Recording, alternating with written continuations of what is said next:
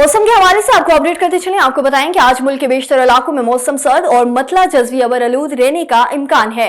ताहम शमाली बलूचिस्तान, बलाई खैबर पख्तूनख्वा, गिलगित बल्तिस्तान और कश्मीर में चंद मकामात पर हल्की बारिश और बर्फबारी की तवक्को है। पंजाब, खैबर पख्तूनख्वा के ज्यादातर मैदानी इलाकों और बालाई सिंध में सुबह और रात के औकात में दरमियानी और शदीद धुंध छाए रहने की तवक्को है। गुज़श्ता 24 घंटों के दौरान मुल्क के बेशतर इलाकों में मौसम सर्द और खुश्क, जबकि पहाड़ी इलाकों में शदीद सर्द रहा।